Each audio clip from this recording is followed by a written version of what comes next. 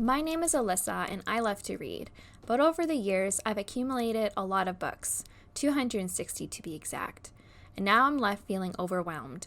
So I've decided to embark on a project where I read through my books and try to get my to-be-read list down to nothing. I'm calling this project TBR Zero. Hi everyone, my name is Alyssa and welcome to another video. And in this video, I'm going to be starting some young adult fantasy series. I have been going on a journey where I am reading my entire TBR. I've been really struggling recently, particularly. I divided my TBR into 3 different sections. The first section is entire series, so books I physically own. The second category is standalones, and then the third is incomplete series. So I've decided to focus on entire series that I own. So I own every single book. I have a stack to work through, one of which is not showing. Here we go.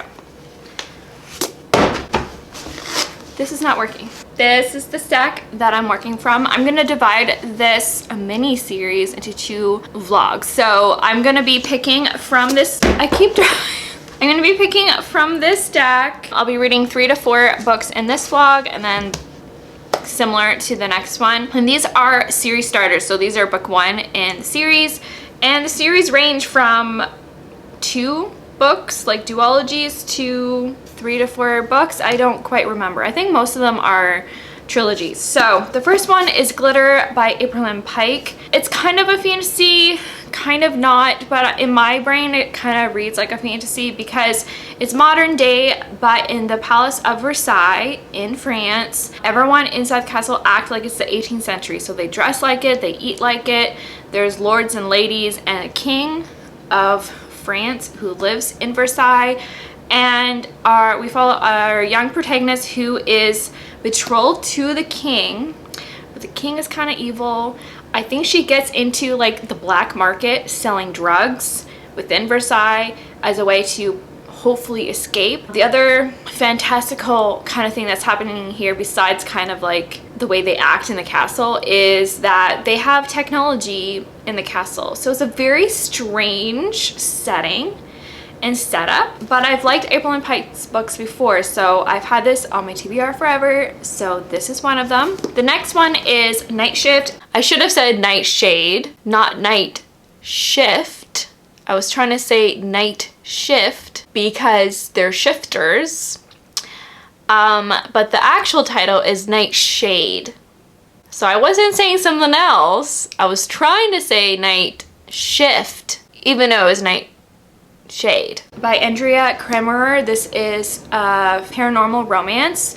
We are following a young woman. She is a werewolf and she is destined to be with the alpha male of her pack, but she saves a human boy. And so there's a bit of a love triangle.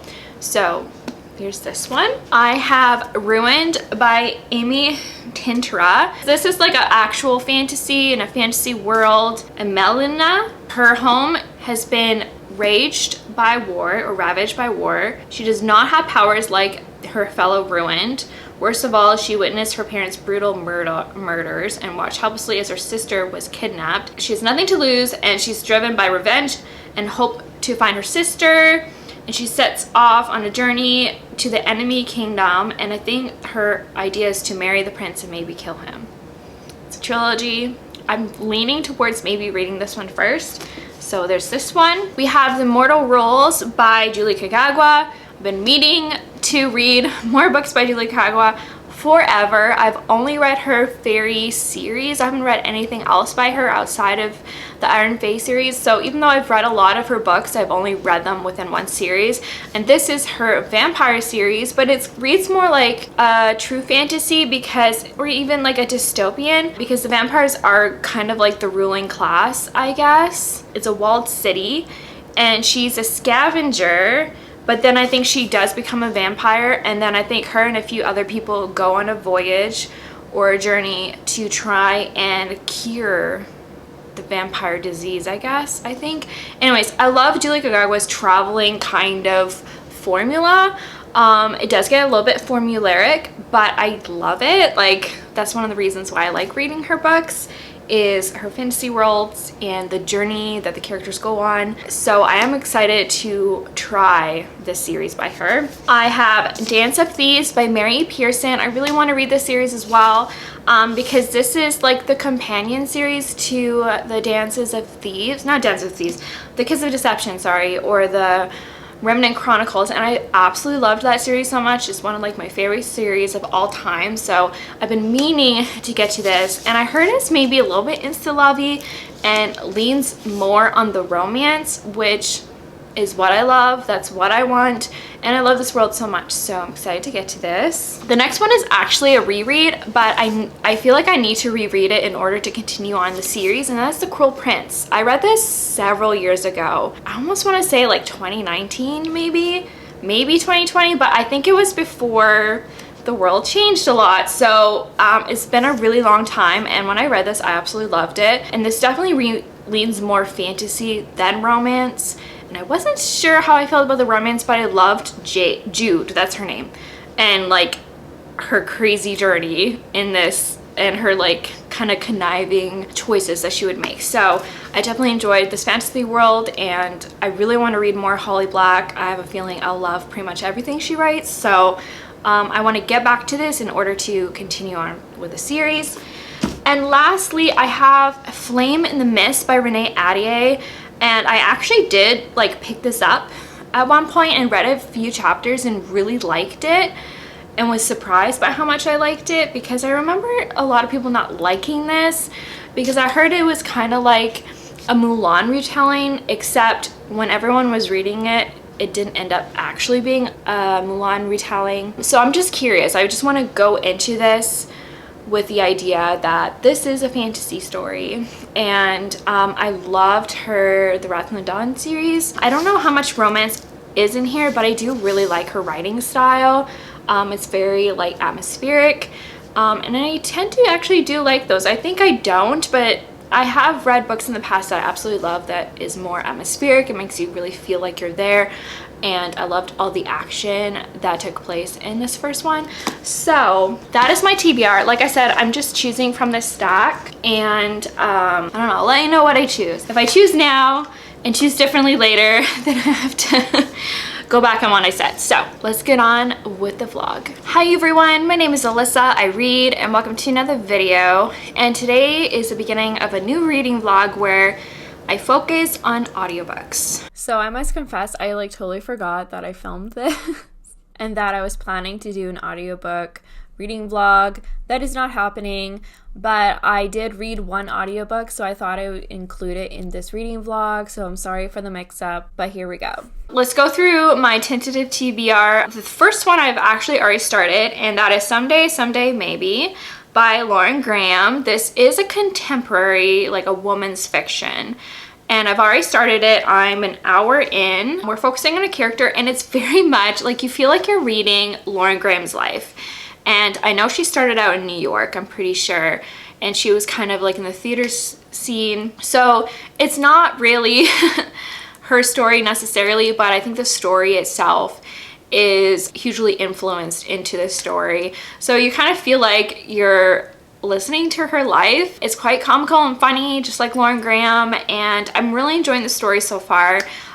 It is not a romance. It's definitely like a woman's fiction, and we're following a character who is in New York, and she's trying to make it so badly. She set herself like a 3-year deadline, and she's 6 months away from this deadline, and this deadline is basically like, I'm gonna give myself 3 years in New York and see if I can make it as an actor and see where I am in 3 years. And so far she's only really like, she's been taking acting classes, and then she's been doing commercials mostly, and not a lot. I think she's only landed like one commercial. She waitresses at like a comedy club, and so it's just her. You see her in her day-to-day life and like her feelings and thoughts about everything. It's very comical. Like the character's very comical. It reads so much like Lauren Graham, and I am enjoying it. Like I like Lauren Graham a lot. I like her comedy. I'm enjoying this a lot more than I did her like memoir, I guess. Like I liked her memoir just fine, but I'm enjoying a story, and it's set in New York, which is always good, and you know, she's like really struggling and it's set in like 1995, so very nostalgic, so far. Not overly nostalgic, but the only thing that kind of jumps out at me is like she doesn't have a cell phone and she has a file fax, and that's about it. I'm not sure if I'm like crazy about it, but I'm giving myself 50 pages. That's kind of what I do, is I give a book 50 pages and see how I feel. So far I'm not 100% gripped, but I am curious, and I kind of like the, you know, acting or theater, filming industry kind of outlook. So yeah, it's okay so far. Sorry, I'm gonna work out soon. So since I'm gonna work out soon, it's the appropriate time to talk about what I'm gonna read. So I'm gonna be listening to Someday Maybe by Lauren Graham. It's actually narrated by her, which I was excited to hear about. It is an 8.5-hour audiobook. So I'm about to go for a walk. I haven't decided if I'm gonna do it on the treadmill or go outside. I prefer going outside. That's just like the way I'd rather do it, but it's kind of cold today, so I might reluctantly walk on the treadmill. But I have some books. I did treat myself a little bit. On Valentine's Day, I was like, I've been really wanting this one book, and I told myself it's Valentine's Day.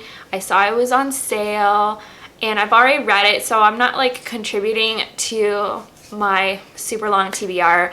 But I picked up The Love Hypothesis. This is one of the books that, like, after reading it, it's like, I just need to own this. I'm gonna reread it someday for sure. This has been super popular for a while, so I did read it. I borrowed it from the library one day and just like fell in love with this book, and I can just see myself honestly rereading this really soon, because I've been rereading some books and just really enjoying myself. But this is about a fake dating relationship between professor and a PhD student. They're in like biology specifically, and I fell in love with it. It's Raylo fan fiction, kind of inspired, I should say, and it's being displayed on my bookshelves right now because I have my other Raylo fan art around, and it just works and it makes me so happy. I also picked up a few things, just 3 from the thrift store. Honestly, they dropped their book prices, which makes me so happy. So everything is like $2, I think, per book, which is insane. So when I find things that are just like for me, I get so excited. I'm trying to continue to collect the Suki Stackhouse series. I mostly find the illustrated versions, which I prefer. I love these so much. So I got Dead in the Family and Definitely Dead. I don't even know what numbers these are, and I'm getting close. I think I only have like maybe 1 or 2 left to pick up in the series. This is a 13-book series, and it's about vampires. It's a romance. This is the series that True Blood is based on, which I have not seen, but once I start reading the series, I'm definitely going to watch the TV show. So I'm super excited to have this. And then I broke my rules and bought a brand new title. Like, this was secondhand, but I bought Lindsay Sands, and she's one of these authors that I've like pretty much decided I'm going to read everything that she writes, and this is a standalone, so I don't feel so bad picking this one up. What She Wants, I think it's a Highlander romance, maybe. I don't know. I don't actually know, but it's Lindsay Sands. That's all I care about. I absolutely love this cover. I'm obsessed, and I want to read it because so far I've loved her books so far, so I'm so excited. And I really like, the only other series I thought about including on my TBR kind of permanently for maybe this reading challenge is the Quick Bite series. I think that's what it's called, or Bite Me series. I don't know, but it's also by Lindsay Sands, and I think that's what she's mostly known for, is her paranormal. I really want to read more Lindsay Sands because I've honestly only read I think 2 of her books, but I love them so much, and so I'm just like, I enjoy her writing a lot. That is my quick mini book haul. I'm gonna start Lauren Graham's book, Someday Maybe. I think that's what it's called. And yeah, let's get started.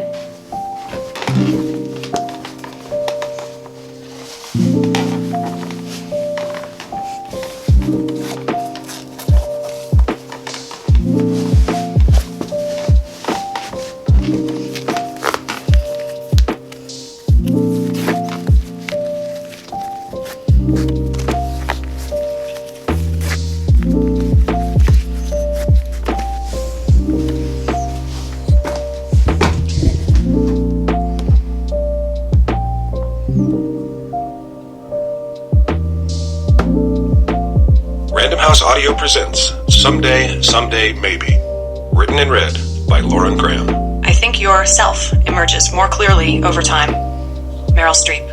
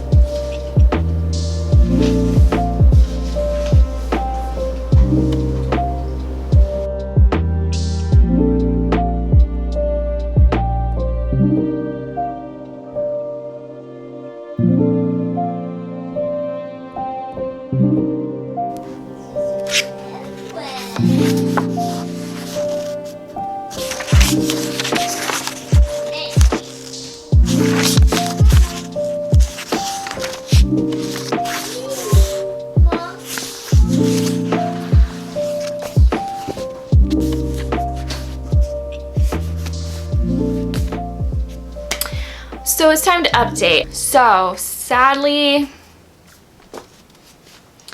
it's not working out for me. I read my 50 pages, the first 50 pages.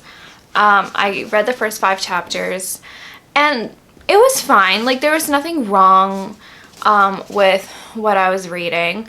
I probably could keep reading. Like, I wasn't like disinterested. No, I'm disinterested. It wasn't bad. It wasn't awful. I didn't hate what I was reading. I just didn't care. We follow a Melina, but we call her M. And I learned a lot. I did actually learn a lot. This fantasy world, there are like 4 different kingdoms, and there's 2 kingdoms who are aligned that M is not part of. And those 2 kingdoms have been working together to get rid of the ruined. So the ruined are people with magical powers. A criticism I have is, like, it's not really explained what these powers are.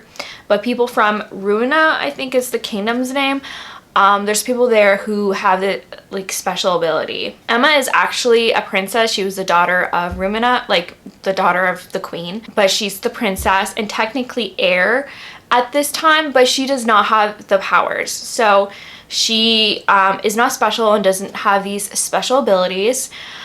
But she's on a revenge plot because these 2 kingdoms who are aligned, they killed off her family. So they killed the king and queen, her mother and father, and they stole her sister, who I think is technically the rightful heir. So I think her sister's older than her, but they captured her for some reason. So she developed this plot to seek revenge on this kingdom, both of these kingdoms. But one of them is basically the one that is kind of controlling the other one. I think that's the kingdom who has her sister. And so these 2 kingdoms are going to be aligned by marriage. The princess of the other one is betrothed to the prince of the main king. And so she stops the carriage of the princess. Her and 2 other men they stop the carriage and kill off the soldiers, and she fights the princess right away, chapter 1, and kills her. At first I was like kind of surprised and not sure how I felt about it, but we find out that the princess killed her father. So this woman, this young lady, she is out for revenge for her family. And so she decides to pose as the princess to marry the prince of the other kingdom and then eventually assassinate him. So, and obviously, clearly it's gonna be like they fall in love, but I don't know, like, I wasn't quite believing the anger in her heart. You know, the more I thought about it, the more I would have thought that she would just be so bitter and just so like outrageously angry. And like, you know, she is angry and she's gonna do this plot, but like she's also having thoughts of like, well, I guess while I'm here I may as well enjoy all the pretty dresses. And I was just like, you are planning to kill these people, and it's not really clear how or when she's gonna kill off the prince. It's kind of clear that, you know, there's a little hints of possible affection or affection in the future between her and the prince. And it's also kind of clear the prince isn't quite aware of what's going on. But the king like killed her mother, and I'm just surprised that she's just not livid with the king, like inside, like internally. I wish to see more struggle. We didn't see it, and I found out like I just didn't really care. It was fine. It wasn't like bad or anything. I would maybe recommend it if you're looking for a new YA fantasy, but right now it's been hard to read in general, and so I really want to read things that I'm like actually interested in and excited to read. And luckily I picked up the Immortal Rules, and this is really good. I'm really loving it. This is exactly what I need. I need Julie Kagua right now, and this is really good so far. It's really interesting. I've only read 2 chapters and I'm like engrossed and so intrigued. So this is a dystopian, but it's very different because it reads more like a fantasy. It's a dystopian because there was a plague that took over the human race, and we now have vampires, and vampires are the ruling class.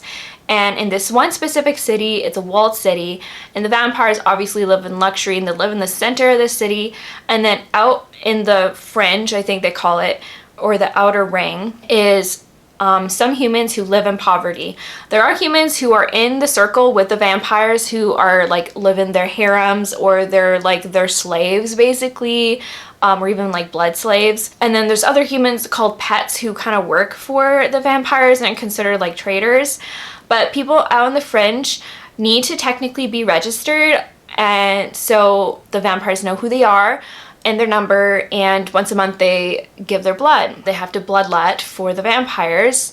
Like they do it into tubes or bags or something to take away. It's not like the vampires come and feed on them. But we follow Allison, and she's unregistered, and there's some humans out in the fringe who are unregistered, meaning they're trying to hide from the vampires under their nose, and they live in gangs and they scavenge, so they look for food to survive. And we're just like learning about her life and her gang and where she lives and what the world is like. Everything is falling apart in the fringe, and there's this huge massive wall that is so hard to get over or cross through, and it's just really interesting society. Based on the synopsis, we do find out, like I haven't gotten to that part, but it's not a spoiler because it's in the synopsis, she does turn into a vampire, and then she eventually goes on a quest to try and find a cure. I'm just like so intrigued by this world. I can't help it. It's not a romance at all. I think it's going to be mostly about her and her journey, but I usually just love Julie Kagua's worlds. And I'm so excited to read this. It's just so interesting. It's kind of creepy too. And we haven't even seen a vampire yet, but I'm sure we will. And I can't wait to keep reading. So this was a really good choice. I didn't make very far. I read like 37 pages, but I can't wait to keep reading this. It's so good. So I do recommend this so far. But I'm not going to continue, I don't think. And so I'll be unhauling Ruined and the other 2 books in the series. I feel bad. I'm sure it's like fine. And it's not like I don't recommend it. Like maybe give it a chance if that plot sounds interesting to you, but I'm just not interested. I have a bit of an update about Someday Maybe. I read another hour. I wasn't 100% sure if I was going to continue or not, but I decided to push through, and I'm really glad I did because it's such an interesting story, and I can't help but just listen to Lauren Graham. Like, I think she's a really fantastic narrator. The character is kind of on hard times, down on her luck a little bit, but you can tell you're going to see her slowly succeed and just try her best and try to make it in the business. So I'm kind of just enjoying listening to this character's story, who clearly almost sounds like Lauren Graham, but she's kind of like all over the place a little bit. She's kind of self-conscious, but you know, a little bit silly and out there. I don't know how else to describe it, but it's a lot of like internal dialogue of her kind of struggling with becoming an actress, like, and what it's like to be a struggling actress in New York in the 90s, and whether or not she will make it, and whether or not she will just decide to fall back on her fallback plan, which is to like get a teaching job. And so but I am curious. I've read about a quarter of it, so I will keep listening to it. I am enjoying it so far, and Lauren Graham's infectious. There's maybe a romance, possibly, but it's not about that. It's mostly about her hopefully making it. So I'm enjoying it. I'm gonna keep listening, and I'll update you later. So it's time to update. I'm so happy to say I'm not quite halfway there. I was really trying to push myself to get halfway Friday. I'm on page 206. So today's Sunday, and I couldn't really read yesterday. I didn't have any time. I was busy, and this morning I didn't really have time either. So this afternoon and evening I'm going to try and read as much as I can. But this is so good. I'm just like so surprised. I don't know why. I shouldn't be surprised, but this is so good. It's so interesting. This reads like a fantasy, because it is. And I guess like dystopian too. The main city is a vampire city, so it's run by vampires, and they live kind of like in the center of this city. And the city is enclosed by a massive wall, so it's really hard to escape. And the fringes, so kind of like the outside of the city, or the outer rim, is where a lot of, I guess, poor people live. Like if you live there, you are in destitute, you kind of like find a hole or building and kind of make a little living out of whatever you can find. Everything is in ruin. And Allison, she's part of a gang, and she's unregistered, so that means the vampires don't know she exists. Very dangerous to live that way. She just doesn't want to be controlled by the vampires, and so she's made this decision to be an unregistered person, and she lives within a gang. And it was just so interesting to kind of just see her existence as a human. And some like a tragic thing happens, and she makes some very dangerous decisions, and the consequences was her becoming a vampire. There's a point where she turns into a vampire, but it was so interesting to see that transformation. It was so interesting. She gets kind of taught how to be a vampire by another vampire who turned her. She becomes kind of his protege. Like, he teaches her how to fight.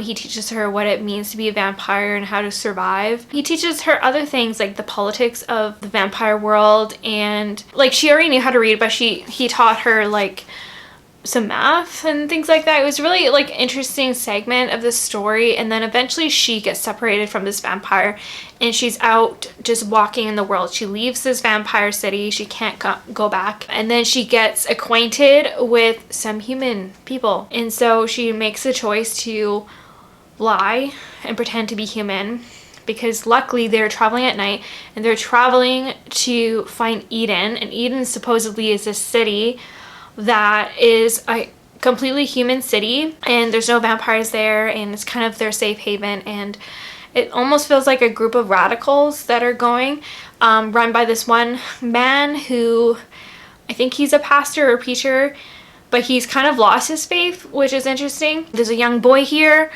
and I'm like wondering if it's gonna be like romantic, but I don't know how possibly that could be, because she's a vampire and he's a human. It's so good, because before she turned, there's some like monsters in here that are so scary, legit scary, and there were some horrific moments here, and it was just like so good. I was like freaked out, and Julia Kagua like went there for like, she went there and I was so surprised. But it was so good. Like, there was some scenes with monsters and stuff, but it was scary. She makes some dangerous choices as a human, like I said.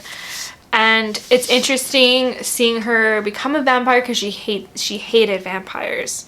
Vampires are the reason for her meager existence before as a human. And so now that she is a vampire, she's really conflicted. She kind of looks back at her old life.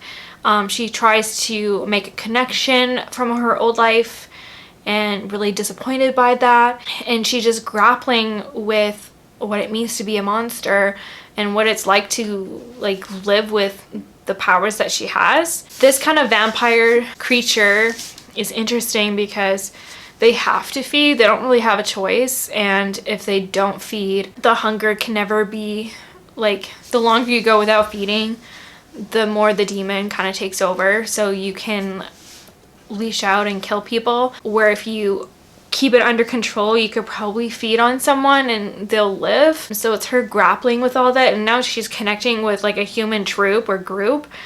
Like, I'm like, okay, what's gonna happen? This is insane. Are you sure this is the right choice, Allison? Are you sure? But at the same time, she kind of has to find humans in order to survive because she needs to feed.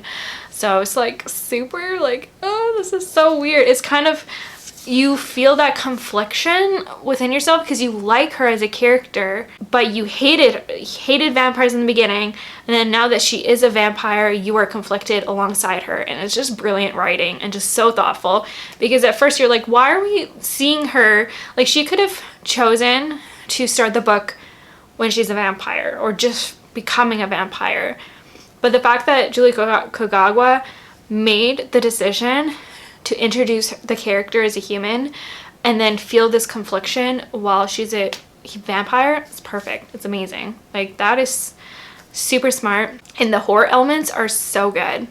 They don't happen all the time, but there were some like scary moments and I'm like, oh my god. And it's moments like that where I'm like, do I like horror? Like, I can't imagine liking horror, but I love fantasy that has horror elements in it because it's not too scary for me because I know it's like not real. Oops. So I think that's why it works for me. So I do want to explore more like fantasy horror, but the horror kind of stuff reminds me of Kelly Armstrong's horror, where it's a fantasy world with like horrific elements in it. And I like monster horror, and that's what happened here. It was like a monster horror, and it was just like, she went for it. It was so good. I loved it so much. So I'm really, really enjoying this. It's like a 5-star read, and this is better than the Iron Fae. Like, the world is just so good. Like, that's the star here, is the world. And she has a samurai sword, which is super cool. And she's on a journey, which I always love in her book. So I'm so excited that I started this. We'll see if I can finish it.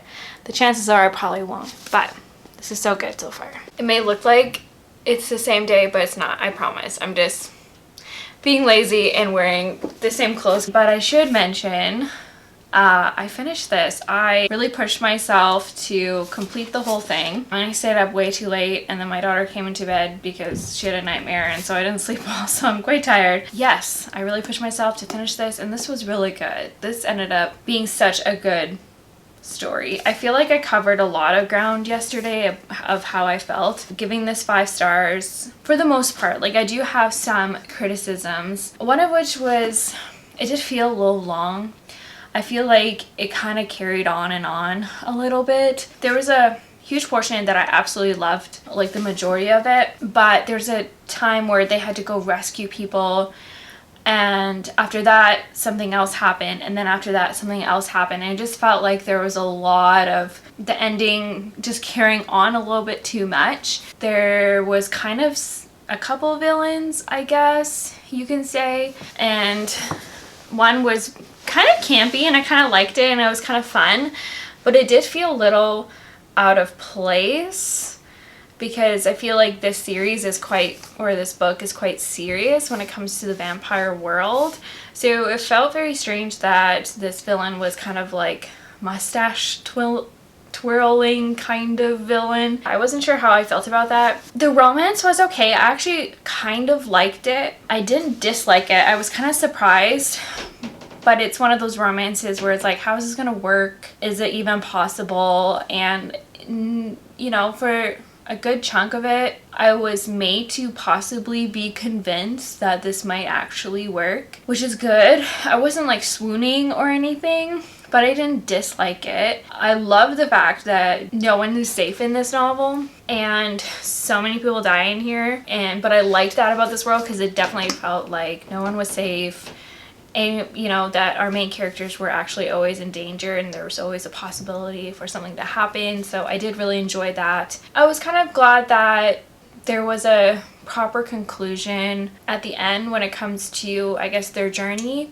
That was quite satisfying. It was kind of like intense right up until the very end. But like I said, it felt like it was kind of carrying on near the end. And oh, there was another moment where there was like a romantic moment while they're on their way to rescue people, like to the point where they're in the building where their friends are that they need to save, and they had a romantic moment.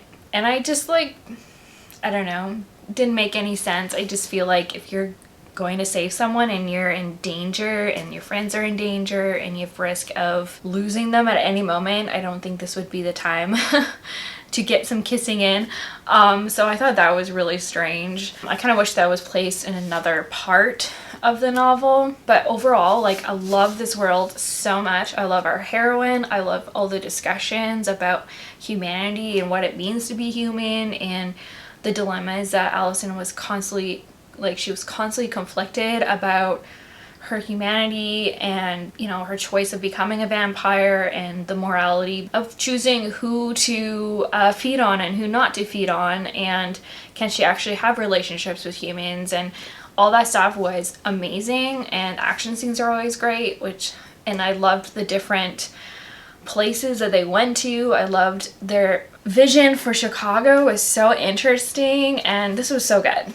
This was still really good. I'm giving it like 4.5 just because of my nitpicky things. I'll be rating this 5 stars on Goodreads because it was so good, and I definitely recommend it. It is not your paranormal romance. This is a fantasy. It just happens, or dystopian fantasy, I guess you can say, which happens to have vampires, and vampires are dangerous. And there's other scary creatures in this world, and it's definitely a dystopian, like everything's crumbling to the ground. And the majority of the population is living in poverty, and yeah, absolutely loved it. 4.5 stars. I really wanted to pick a different book, but I feel like I need to read maybe 2 shorter books in the next little while, so I am gonna try finally to read this book. This has been on like several TBRs, so I am gonna try and finally give this a proper 50 pages, see how I feel after that. I know, I feel like I keep saying I'm gonna read this. I have not started. I need to be careful. I need to not pick up books that I'm just not in the mood for. So this is what I'm in the mood for. I was gonna read the shortest book, which is why I picked Glitter at first, but I need to go with my mood. Thus, you know, I wanna read a fantasy. I want to read a romantic fantasy, and this has romance in it for sure. So I really want to try it, and it's just so beautiful. Is that upside down? Yes. I just love this dust jacket. So I'm going to read this. How long is it? Almost 500 pages, I think. It's 505 pages, so it's going to take me like a few days to read, but that's what I'm in the mood for. So I'm going to start this. I have been working on Someday Maybe. I think I'm like 75% of the way through, and it's good. I like it still. It was snowing. We got some fresh snow, and so it was kind of funny like listening to Lauren Graham in the snow. It definitely smells like snow out there, so that was kind of fun. I'm almost tempted to just like sit and listen to it, but I feel like I need to physically read, so that's what I'm gonna do. So let's get reading.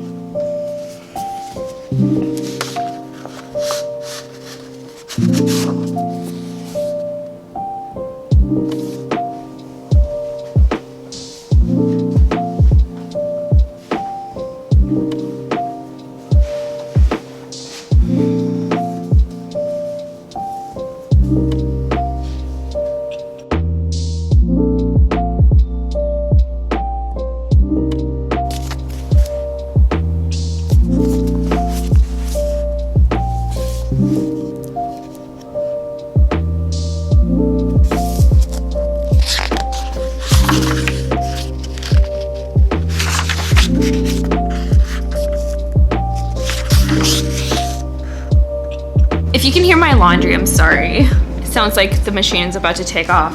But I'm getting I don't know. I'm almost 50 pages in. It takes me a while to read fantasy. I have to take my time to understand what's going on. I always feel bad that it takes me so long, but I'm loving it so far. It's really, really good. I read like 5 pages before I realized, okay, I need to like remember things from the previous series. I didn't realize that there were going to be characters in here from the previous series. Like, I just heard it's a companion story, and like we're following brand new characters, but we're also following characters from the previous series. We mentioned the Queen a lot, which is our main character Leah from the previous series. Side characters, and that was the hardest to find, was all the side characters.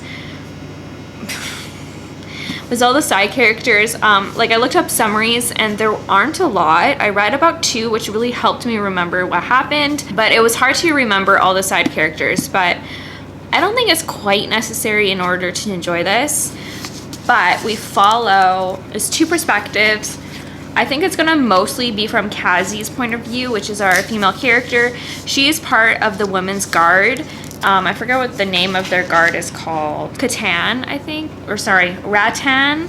I think that's how you pronounce it, but she's part of the Royal Guard. She is from Venda. She's lived on the streets and she's a thief, so that's why it's called Dance of Thieves, because she herself was a thief growing up on the streets. And then one day she spat in the Queen's face, and then the Queen kind of took her in, and eventually she became part of her guard. Her and 2 other women who are part of the Queen's Guard are on a mission. They're going to Islandia area, which is like on the other side of the map or the country, and they have a secret mission, but the mission that they're telling everyone that they're on is to make sure that all trade agreements, I think it's the right word, or just like, was it trade agreement? Not trade, but just like the agreement between the different countries are being upholded appropriately. Basically what's happening is people from Venda are resettling in the main open space called I don't know how to pronounce it, but like there's this big open area that is not really claimed by anyone, and their agreements by all the different countries, I guess you can say, or kingdoms, that people are allowed to settle there if they wish. And Venda is a very poor country, and they've lived in like poverty for a long time, and this is a good way for them to possibly better themselves, is to resettle and farm, I guess. And like, since Venda is so far away from the other kingdoms, it's harder for them to trade, and so that's why it's more hopeful for people of this country to go and resettle and maybe have a little bit better of life. But they have been learning that they are mistreated in other settlements. Anyways, these 3 women, the 3 women of the guard, they're looking for someone who I guess was a traitor to Morgan. What's it called? Morrigan.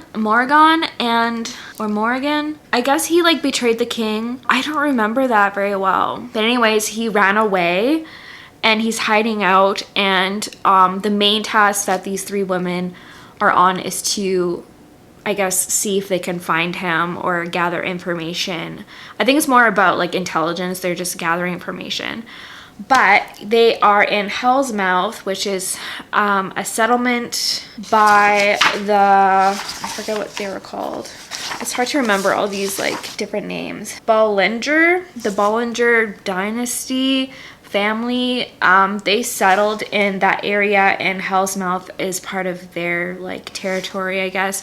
But they kind of view the open space around them kind of their territory as well, and they have a lot of prejudice against the Venda, and so they've been learning that the Venda who are settling near the Bollinger area, I guess, is being discriminated against, and like people are charging them more for their wares than normal and things like that. And like someone raided someone's property, like burned their barn down and stole their horses and things like that. So the women are kind of like meeting up with the other Venda in Hell's Mouth, which is a city, you know, trying to see how they're doing. And then there's a counter with the prince. So not the prince, the king. They have a different name for it, but he's basically the king. and his father just recently died.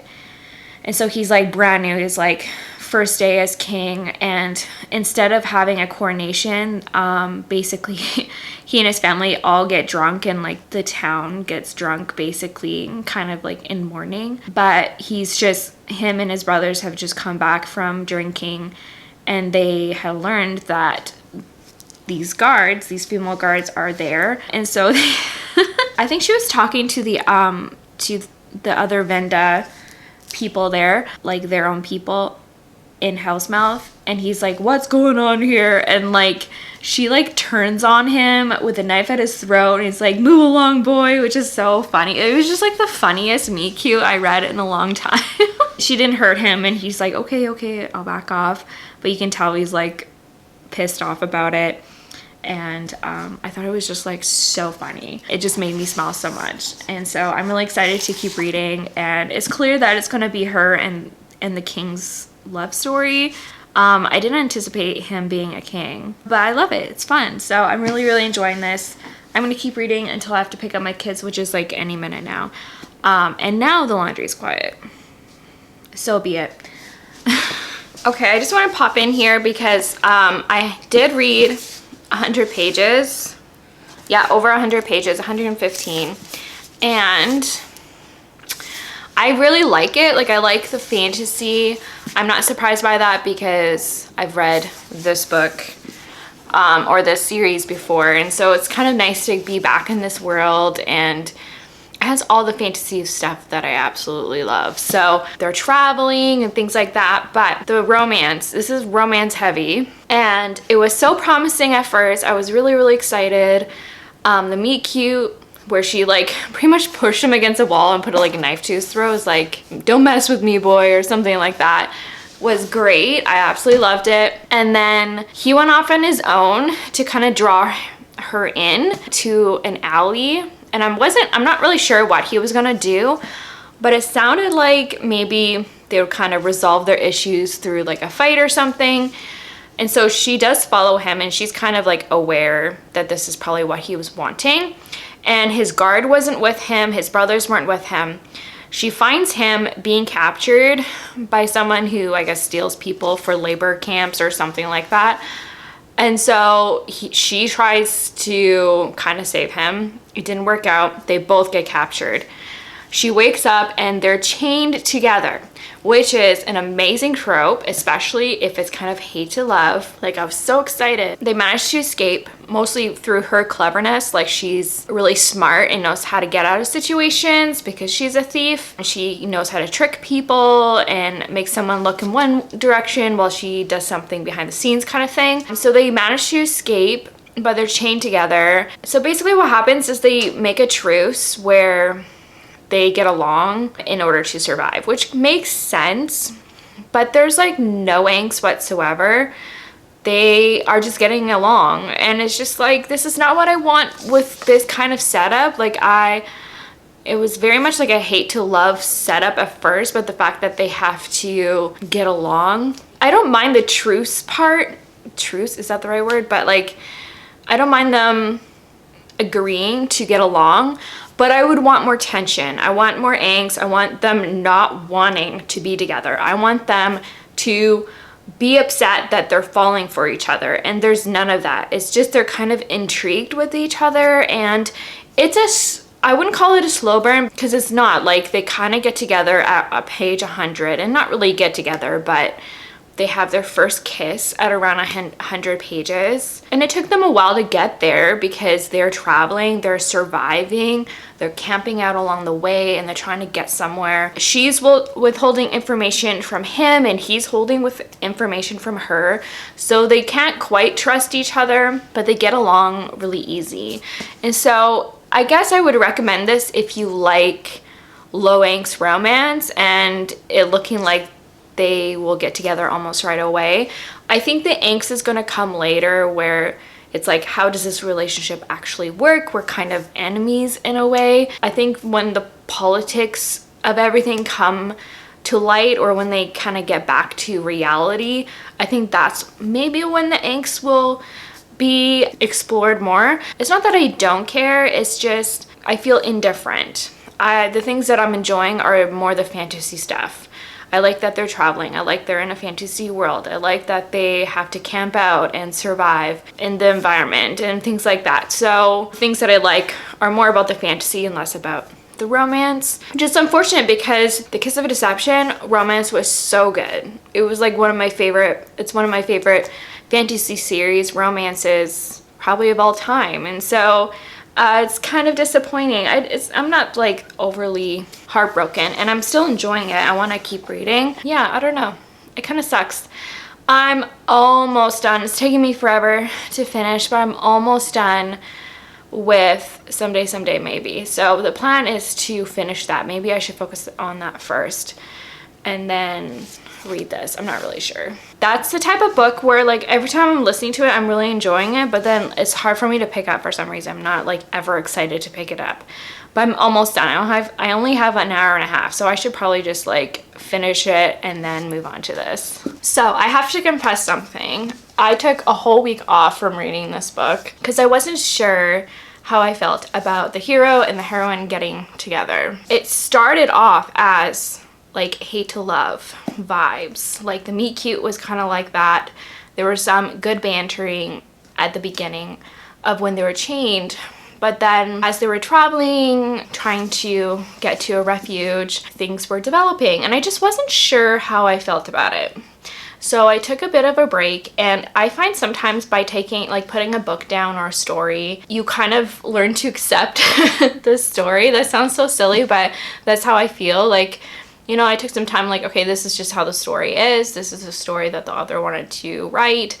And so I picked it up knowing that it was not hate to love. It was more something else, right? And so I would describe this love story as like star-crossed lovers.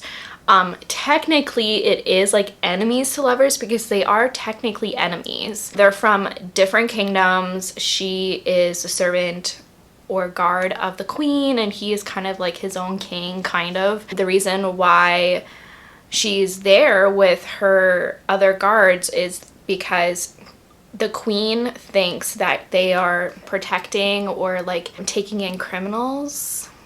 Specifically one criminal they're looking for, like seeking refuge there, I guess you can say. And so, you know, the point of their journey is to investigate and try and find this one specific man who killed the queen's father. And, you know, he broke maybe like war crimes, things like that. Like he is a traitor and is it harboring fugitives, something like that. So they think that is what they're doing and that's why they're there, but they can't help but have this connection and they love each other. It's so clear. And like, so they're basically together throughout the whole novel, but it is this question of like, how can they make this work? Could they even be together? There's no question that she is completely loyal to her queen, and there's no question that he's so loyal to his own kingdom and his family, and it's a really interesting dynamic, and I actually do really love them together, and you want them together. Other criticisms I have is just like there's a lot of like fade to black. It's YA. I'm not expecting like smut or anything, but it's fade to black for like kissing scenes, which I'm just like, I wish there was just like a little bit more, and she's like withholding that. I'm like, why are you withholding kissing? Like there's nothing wrong with that. So I find that frustrating at times, but I love this series. I love this world, and like I read this more for the fantasy than the romance, but I do really still enjoy this romance. So I am really enjoying this. And it's like them coming together on common ground. She still has her own secrets and he has his own. And, you know, slowly secrets get revealed. But you see them end up kind of working together. Her other two female guards who are working with her kind of get brought into the picture. And she and the two guards kind of get brought into his family. And there's kind of more like understanding on each other's part, and he helps with the refugees that have been kind of ostracized by his city, but he like kind of grows to understand. I think there's this misconception about the Vendans, is that what they're called? About Venda and like the people there, and like I think he just like doesn't realize how impoverished that country is, and it's so good. I really love it. And there's like questions about there's a lot of threats happening to his own kingdom, Jace's, and there's clearly like an enemy trying to oust him and cause havoc, and they're trying to figure out who it is. I'm really loving it so much. I still have quite a bit left. I read a lot yesterday. I have 100 pages left. I read a lot yesterday. I read a lot more today. I'm not sure if I could finish it today, but I'm for sure probably gonna finish it tomorrow because it's just like so good. So I'm really enjoying this. I do recommend it, but you need to know, read this for the fantasy, don't read this for the romance. And if you're gonna read it for the romance, no, it's more like star-crossed lovers. Speaking of star-crossed lovers, I watched West Side Story yesterday, like the new adaptation, and it's so good. I like bawled my eyes out, which was no surprise. I went into it like knowing the story, but it was so good. I really enjoyed the adaptation, so I do recommend it if you're looking for star-crossed lovers. Tragedy, oh, I broke. My only criticism is they needed someday more. Like they had like that once, and I think in the original they had it like at least once plus a reprise. It's one of my favorite songs of all time, so I was kind of upset that they didn't do it more, but it was still really good and really well done. And they had a lot of, I guess they speak Portuguese if they're from Puerto Rico, but like there was a lot of Portuguese in it, which was really cool, and without subtitles, so you really felt like you were part of the, like it was a real portrayal of Portuguese families. So I really enjoyed that, and so I do recommend it if you haven't seen it yet. And I need to watch more movies. I don't watch enough. I watch too much TV but not enough movies, so I'm gonna try and make that a habit, is just watch more movies. But anyways, that's my update. So I think it's time to close out this vlog. So I'm sorry that I only got to 3 things, one of which I DNF'd. So I can't believe I forgot to conclude on someday maybe. I've been talking about it endlessly throughout this vlog. I did actually end up finishing it. I'm giving it 4 stars. It was mostly enjoyable. It kind of feels like it leans more like 3.5 because even though every time I was listening to it, I was really enjoying the story and I was enjoying listening to Lauren Graham and everything, I was never wanting to pick it up. I wasn't like overly excited, but I should say I did read it. I finished it. 4 stars, and yeah. But the first thing, I can't even remember. I feel like this vlog has been going on for so long. I just know that I did DNF Ruined. I was not feeling it. It was supposed to be a revenge plot, but I just didn't feel the true revenge in our main character, and so I just wasn't feeling it. It wasn't like the best thing I read, so that was a DNF. And then I happily picked up the Immortal Rules, and it was so good. This was such a surprise. This is like a new favorite of mine from Julie Kagua, and I'm so excited to keep reading in the series. And I think I gave this 5 stars. It's maybe more like 4.5 because I still have some criticisms, but this is amazing. 5 stars. And finally, I did finish Dance of Thieves. I pumped it out yesterday. I read like 200 pages yesterday, which is insane. Absolutely love this. I love Jace and Kazi so much, and you know, I have criticisms with this one too. I need to rethink what 5 stars means, because this feels like a 5-star like in my heart, because I love this fantasy world. I love Mary E. Pearson's writing.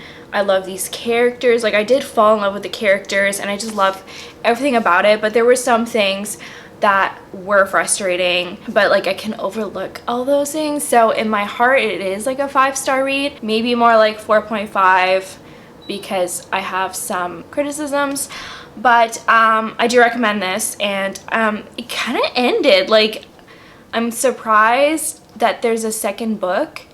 Like, I'm surprised but not surprised, but like the story felt complete, which was helpful, and I'm glad there was like no cliffhanger. There was kind of a cliffhanger, but not really. You can choose to read it as a cliffhanger or not. 5 stars. I still loved it and I recommend it. So that is it for this vlog. I hope you enjoyed the ride with me. If you've read any of these books before, please comment down below. I'd love to know your thoughts and opinions about them.